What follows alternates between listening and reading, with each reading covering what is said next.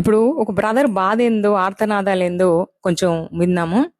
మాట్లాడకూడదు సిస్టర్. మనం అధికారంలో ఉన్నప్పుడు మన ముఖ్యమంత్రి, మన మంత్రులు, మన ఎమ్మెల్యేలు ఏ భాష వాడారో, ఏ భాష మాట్లాడారో ఒకసారి మనం చూడాలి. చూడకపోతే నేను చూపిస్తా, ఒకసారి చూడు.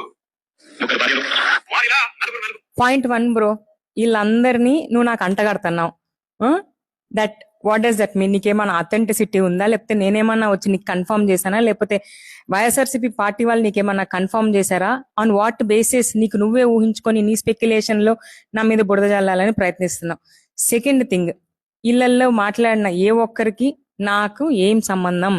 నీ దగ్గర నా వైఎస్ఆర్సీపీ మెంబర్షిప్ ఏమన్నా నేను ఎప్పుడన్నా చేస్తుంటే, ఫస్ట్ ఆఫ్ ఆల్ నేను చేయలే. అలాంటిది ఏమన్నా చేస్తుంటే ఐడి కార్డు బయట పెట్టు, ఆ రిజిస్ట్రేషన్ నంబర్ పెట్టు, ఆ సభ్యత్వం బయట పెట్టు.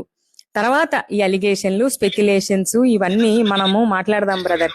నోరుంది కదా అని చెప్పి ఇట్లాంటి వీడియోలు చేస్తే నాకేం పోదు బ్రో. నెక్స్ట్ టైం నుంచి నీకు నేను రియాక్ట్ కూడా అవ్వదలుచుకోవట్లేదు. And just for the record చెప్పాలనుకున్నా బ్రో, నాకు నీతో గొడవ పెట్టుకునే ఉద్దేశం అస్సలు లేదు బ్రో. Chill bro. నీకు నాతో ఏమైనా ప్రాబ్లం ఉంటే చెప్పు. రాఖీ పండగ వస్తుంది, రాఖీ ఎత్తుకొని వస్తా, కడతా. లేదంటావా చెప్పు, ఓ మంచి కాఫీ ఇప్పిస్తాను, కూర్చొని మాట్లాడదాం. అంతేగాని ఇలా ద్వేషం విద్వేషాలు రేగొట్టేలాగా ఎందుకు బ్రో? నాకేం సంబంధం బ్రో వాళ్ళందరూ బూతులు మాట్లాడి? First of all I'm only responsible for what I speak. I'm not responsible for any one. ఎందుకంటే నేను ఏది మాట్లాడతానో దానికి మాత్రమే నేను బాధ్యత వహిస్తా. ఎవరెవరో ఏమేమో మాట్లాడితే నేను బాధ్యత వహించను. It is that simple. ఇంత చిన్న లాజిక్ ఎట్లా మిస్ అవుతావు బ్రో?